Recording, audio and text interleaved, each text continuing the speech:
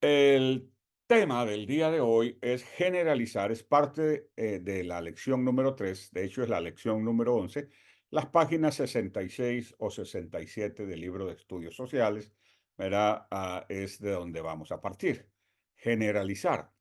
Generalizar puede tener un contexto positivo, pero suele usarse negativamente, ¿verdad? Como la caricatura que nos sirve de portada.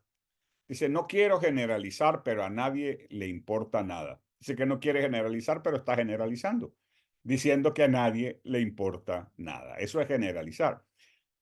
Generalizamos cuando aplicamos a un grupo bastante grande las mismas características. Por ejemplo, decimos, a todos los hondureños son unos borrachos. ¿Verdad? Y quizás porque vio dos o tres hondureños que toman, ¿verdad? Especialmente después de los partidos de fútbol y se ponen alegres, se ponen contentos, ¿verdad? Al principio, ya después se ponen bobos y entonces dice, como conoció dos o tres, ¿verdad? Dice, todos los hondureños son unos borrachos. Esa es una generalización inapropiada, es una generalización falsa, porque usted no conoce a todos los hondureños. O que digan, todos los mexicanos se vinieron mojados. No es cierto, ¿verdad? Muchos vinieron, al igual que otras nacionalidades también. Entramos a este país, bueno, yo entré con visa, pero al final me quedé, es lo mismo, ¿verdad? Es la misma cosa, la misma mona, nada más que disfrazada, como dicen, ¿verdad? Pero no significa, muchos vinieron profesionales que fueron pedidos por empresas de aquí, o que vinieron a estudiar, o que tenían familia y ya vinieron con documentos. Así que no se puede generalizar equivocadamente y se puede generalizar de manera correcta, pero en términos generales, ¿verdad? O en términos concretos, la generalización es cuando aplicamos a un grupo grande de productos o de personas o de países. Si decimos, por ejemplo, en todos los países del sur, ¿verdad? Comen arepas de América. No es cierto, en algunos países no comen arepas en Colombia. Me parece que también en Ecuador, no estoy seguro, pero en otros países no. O en todos los países beben mate, no, beben mate en Uruguay, beben mate en Argentina, pero no puede. Entonces, ve, cuando uno le aplica a un grupo grande las mismas características, está generalizando. Y cuando lo hacemos de manera improvisada, normalmente vamos a cometer un error.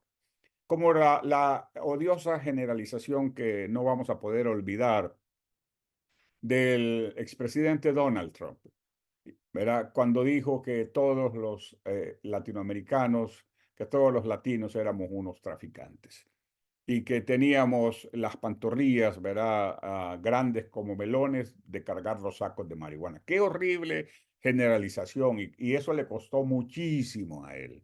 ¿Verdad? Yo espero que haya cambiado porque la alternativa para las próximas elecciones no se ve muy clara. En fin, vamos a seguir entonces. Vamos a ir al concepto inicial. Cuando generalizas, haces una afirmación amplia que puede aplicarse a grupos enteros de personas. Eso es generalizar.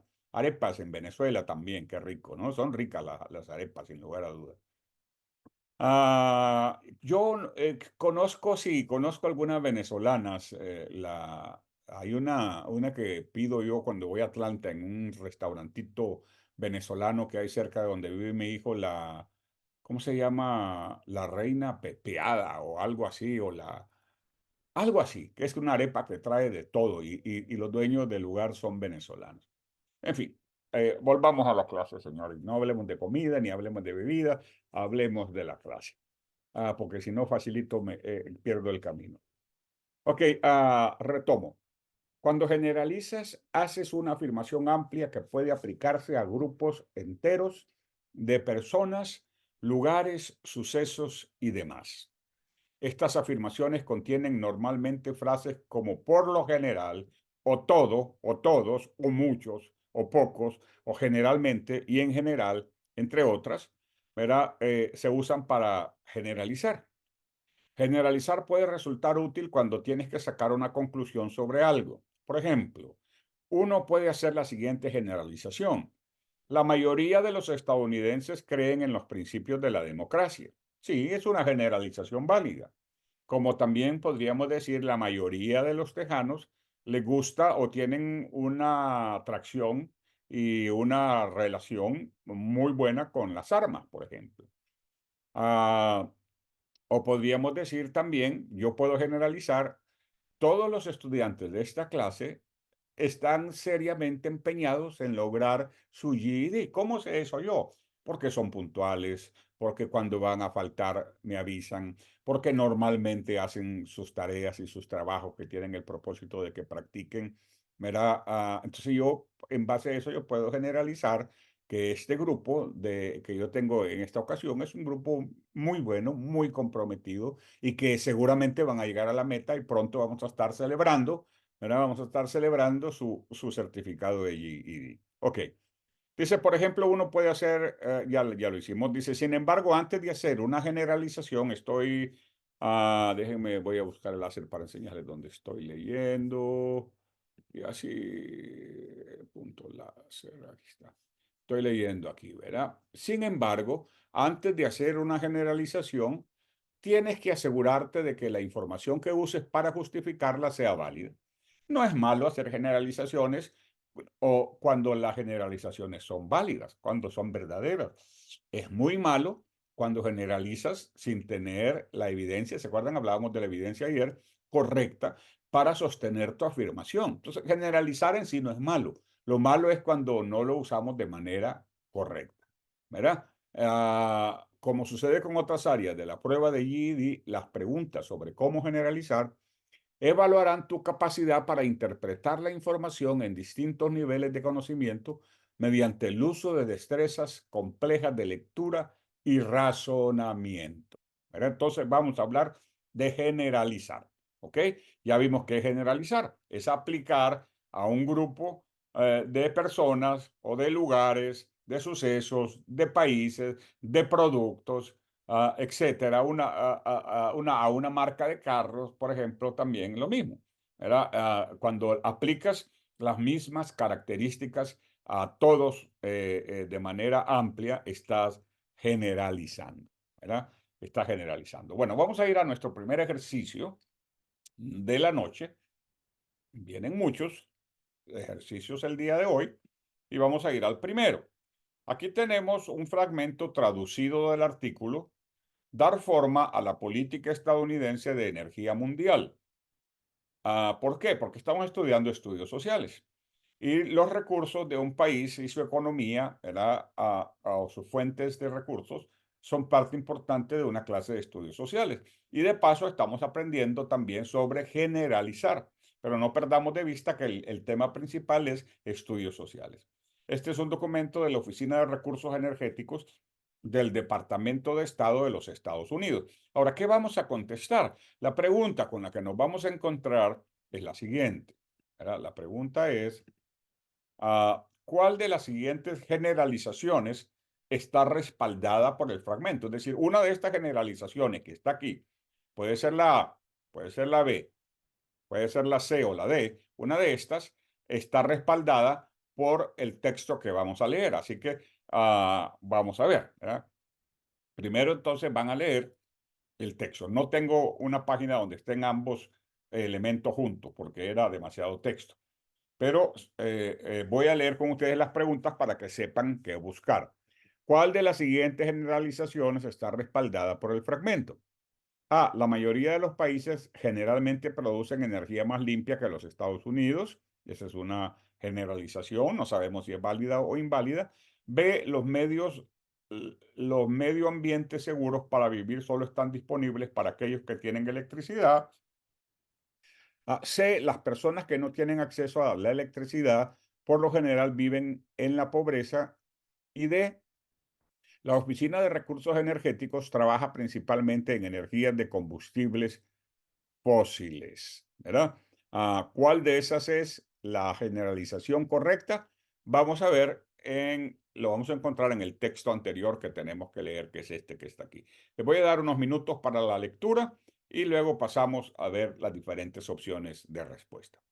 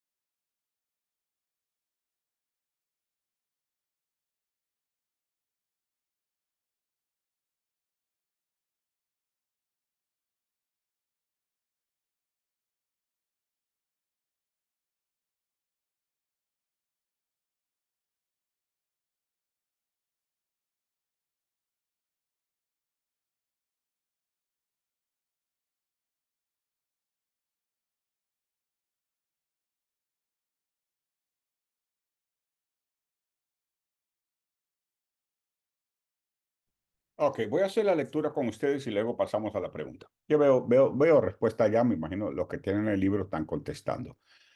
¿Por qué se necesita un departamento de recursos energéticos? Es una pregunta, ¿verdad? Es el título del artículo.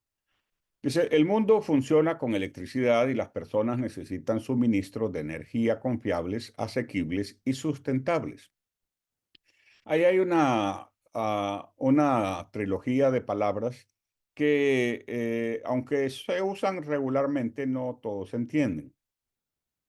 Dice, necesitan suministros de energía confiables. Esa parte, esa quizá no haya problemas, la mayor parte de la gente lo entiende. Confiable significa seguros, que estén disponibles todos los días, ¿verdad? Sin tener que vivir en zozobra de cuándo se va a ir la luz o cuándo va a regresar o si se me arruina la carne o si, verá, debe ser confiable. Debe ser además asequible, es decir, de fácil acceso para todos.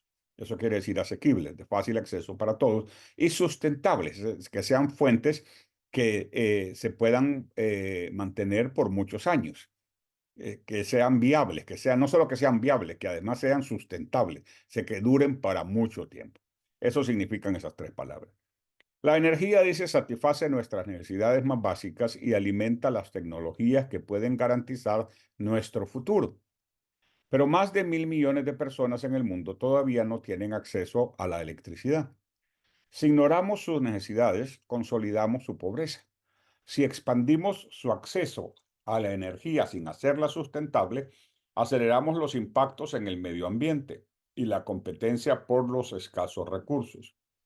El departamento se encarga de dar forma al compromiso energético internacional de los Estados Unidos, al influenciar cómo avanzan los países hacia un futuro energético más limpio y al proteger nuestra infraestructura energética y nuestras rutas de tránsito.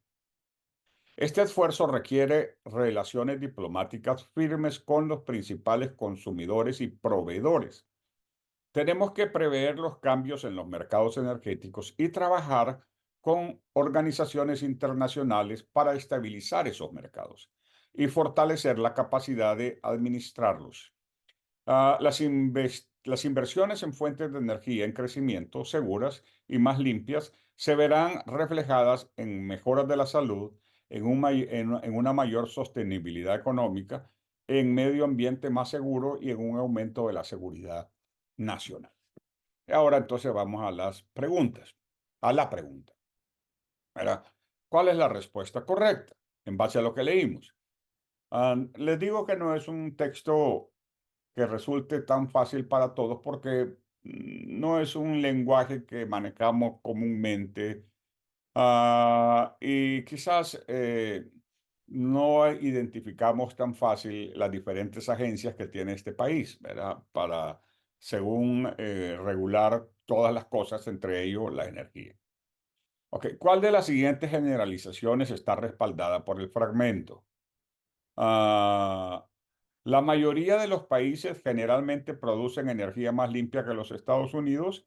Nada hay en el pasaje que nos haga pensar que esto es una generalización válida. Esta sería una generalización inválida porque no hay, ¿cómo se llama? Evidencia de que eso sea así en el texto que leímos. B. Los medio ambientes seguros para vivir solo están disponibles para aquellos que tienen electricidad. Tampoco me parece una afirmación correcta porque, de hecho, mucha gente la gente ahora está migrando más bien a las montañas para vivir solos, para depender de ellos mismos, como dicen, vivir fuera de la red, desconectados de la red.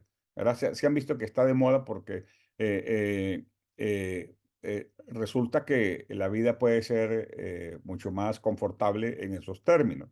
Van y se instalan y ponen sus propios sembríos o campos de hortalizas y frutas y producen su propia energía eléctrica, etcétera.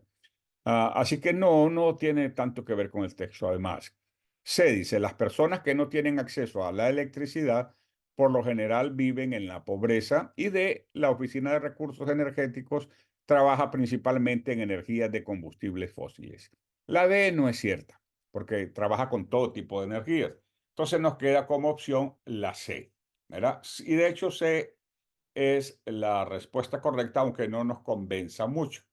Dice, las personas que no tienen acceso a la electricidad, por lo general, viven en la pobreza. Bueno, sí, por lo general, pero hay sus excepciones. Pero sí, por lo general, no necesariamente no sé si en América Latina podamos aplicar eso, porque mucha gente en nuestros países vive sin electricidad porque vive en el campo, ¿verdad? Y los países no han sido desarrollados. Y ellos son ricos, tienen todo lo que necesitan, tienen sus animalitos, hacen su queso, hacen sus tortillas, siembran su maíz, siembran sus frijolitos, tienen sus animalitos de crianza, tienen sus puerquitos, tienen sus gallinitas, sus huevitos, ¿verdad? Y no podemos decir que son pobres, a veces viven mejor que muchos de nosotros que vivimos en la ciudad, que conocemos, que comemos todos con químicos, ¿verdad? Y andamos buscando lo orgánico, ¿verdad? Cuando esa gente vive en medio de lo orgánico, nada más orgánico que vivir en una montaña donde tú produces lo mismo que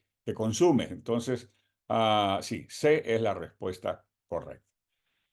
Vamos a ir a otro texto más con una pregunta más. Ujú. La pregunta es, aquí yo voy a participar menos. ¿Cuál de las siguientes generalizaciones hace el autor en este pasaje? No necesita la aprobación del Congreso para que el presidente declare la guerra. B. Los presidentes energéticos por lo general aprovechan al máximo el poder ejecutivo. C. El Congreso normalmente está dispuesto a declarar la guerra. D. El presidente únicamente puede declarar la guerra después de que el Congreso lo haya autorizado. ¿Y por qué hablamos tanto de guerra? Porque el artículo que vamos a leer habla sobre la guerra. Hagan la lectura, por favor, y en un momentito más pasamos a las posibles respuestas.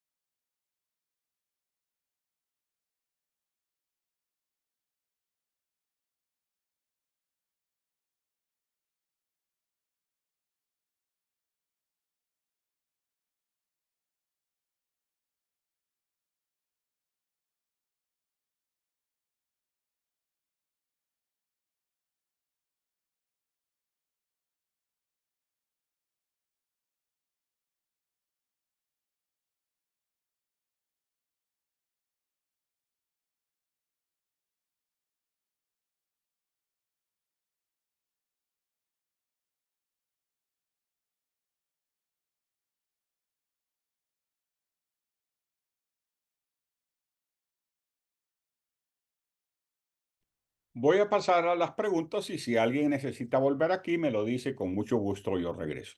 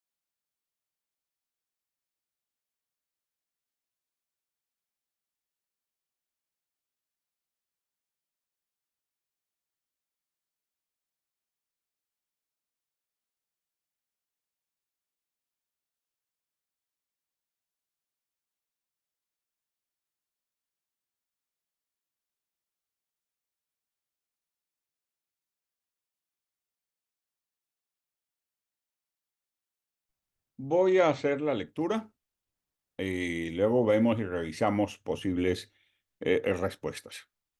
O respuesta es una sola pregunta. Estudia la información, lee la pregunta y luego elige la mejor respuesta.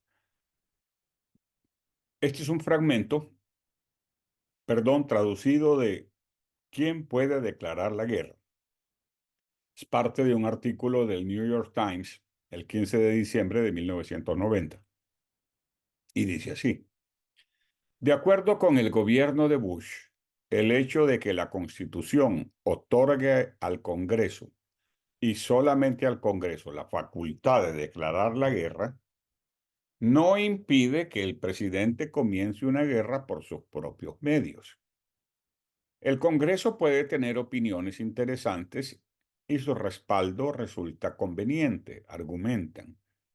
Pero si el presidente decidiera atacar Irak, su aprobación no es obligatoria, incluso si el ataque es, como dicen, en el gobierno repentino, masivo y contundente.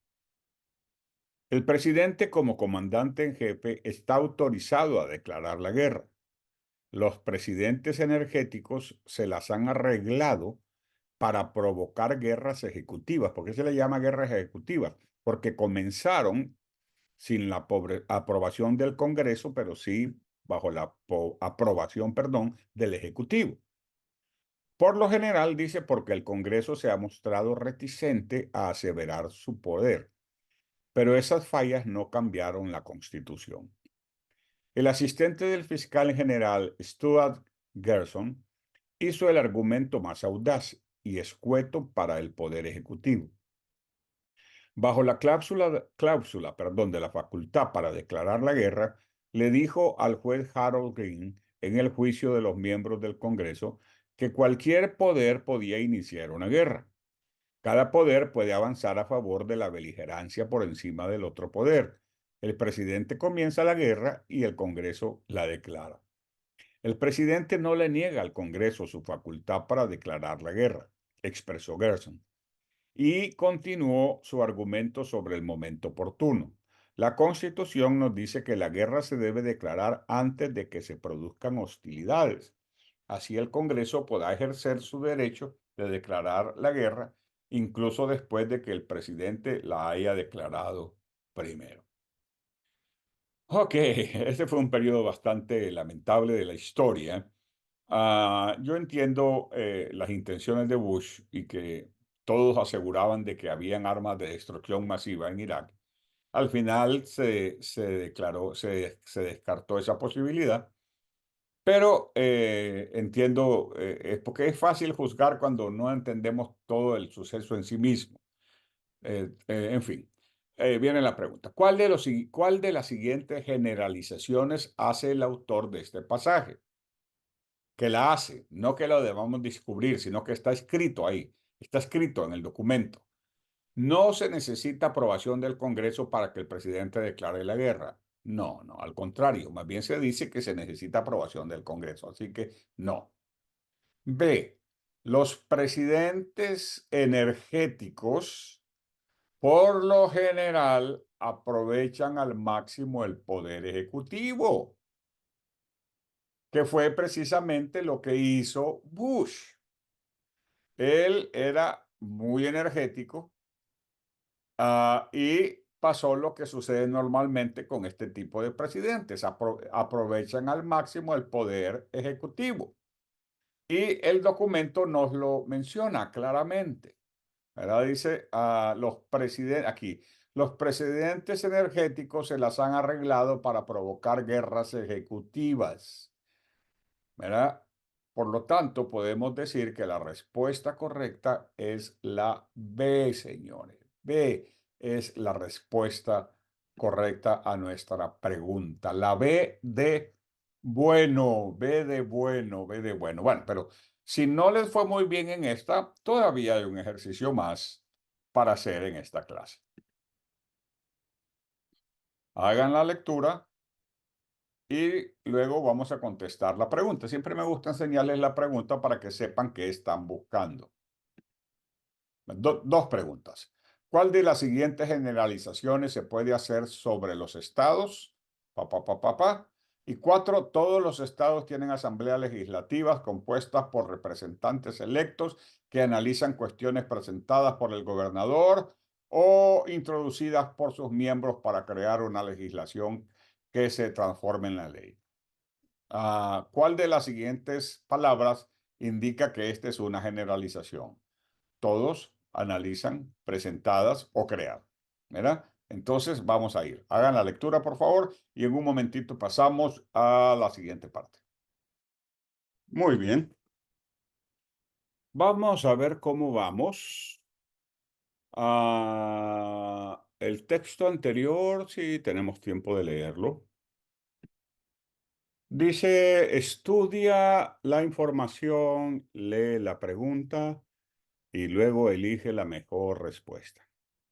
Este es un fragmento traducido de White House Gov, visitado en 2013. Entonces, es un documento del gobierno, ¿no?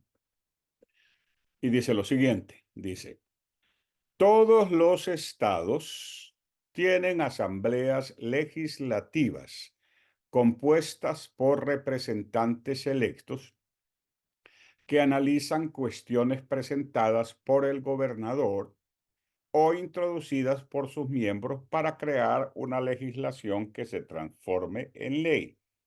Es como un congreso pequeñito. Cada estado tiene su propio congreso, tiene su propia asamblea. La asamblea legislativa también aprueba un presupuesto estatal, tal como en el federal, ¿no? Solo que el federal lo hace a nivel de todo el país y el estado solamente lo hace a nivel del estado. Un presupuesto estatal e inicia legislaciones impositivas, es decir, en relación con impuestos. Todo lo que tiene que ver con legislaciones impositivas, sepa usted que se trata de impuestos y cada vez quieren ponernos más y más y más y más y más. ¿Por qué? ¿Por qué no quieren cobrar tanto impuesto? Porque el gobierno cada vez es más grande y más grande y más grande y más grande. Se salió de control, honestamente hablando, en los Estados Unidos el tamaño del gobierno. Y por eso están endeudados hasta la coronilla. Y como decía Cantinflas, y los paganinis, ¿quiénes creen que son los paganinis? Nosotros los que pagamos impuestos, los que trabajamos y nos deducen impuestos. Ok. La Asamblea Legislativa también aprueba un presupuesto estatal e inicia legislaciones impositivas y acusaciones en un juicio político. Estos últimos forman parte de un sistema de equilibrio de poderes y control mutuo entre los tres poderes del gobierno, que refleja el sistema federal. ¿Qué significa que refleja el sistema federal? Que es igual, que es parecido al sistema federal, ¿verdad? Donde hay tres poderes. El poder ejecutivo, que es el presidente y sus ministros, el poder legislativo, que es el Congreso, ¿verdad? Y las asambleas legislativas, en el caso de los estados, y la Suprema Corte, ¿verdad? O la Corte Suprema de Justicia. También los estados tienen sus propias máximas cortes, ¿verdad? Que a nivel estatal son la corte más alta de apelación a nivel estatal. Entonces, estos últimos forman parte de un sistema de equilibrio de poderes y control mutuo entre los tres poderes del gobierno que refleja el sistema federal y previene, perdón, el abuso de poder.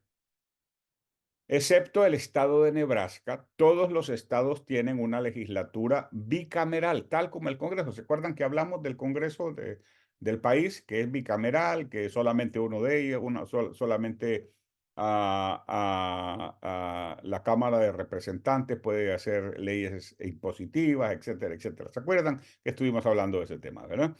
Entonces, que es una legislatura bicameral formada por dos cámaras, una cámara alta más pequeña y una cámara baja más grande. Juntas, las dos cámaras crean leyes estatales y cumplen con otras responsabilidades gubernamentales, con excepción de Nebraska. Nebraska es un estado diferente, ¿ok? Nebraska es el único estado que tiene una sola cámara en su legislatura. La cámara alta, más pequeña, se denomina Senado y los miembros que cumplen sus funciones durante periodos más largos, por lo general durante 4 años, ¿verdad? Son precisamente el Senado. La Cámara Baja, más grande, se denomina Cámara de Representantes, pero en algunos estados se denomina Asamblea o Cámara de Delegados. Los miembros cumplen sus funciones durante periodos más cortos, por lo general durante 2 años. Lo que tenemos a nivel federal se refleja a nivel estatal, ¿verdad? Es muy parecido al sistema de gobierno. ¿Ok? Damas y caballeros, seguimos entonces a las preguntas.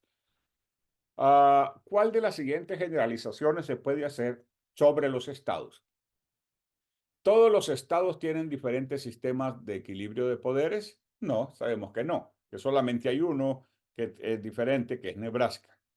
Más bien, la mayor parte de los estados, ¿verdad? Son bicamerales. Así que A queda descartado. En la pregunta 3. B, ¿todos los estados tienen legislaturas unicamerales? No, solamente Nebraska. Así que B queda también anulado, ¿verdad? C, ¿todos los estados tienen legislaturas bicamerales? No, 49, pero hay uno que no, que es Nebraska. Entonces, ni A, ni B, ni C. Entonces, si no es Juana, ¿verdad? Es Shana, ¿verdad? Es la D. Los estados tienen gobiernos que actúan de manera similar al gobierno federal. Esa es la generalización correcta que se puede hacer en este caso. Pregunta número 4.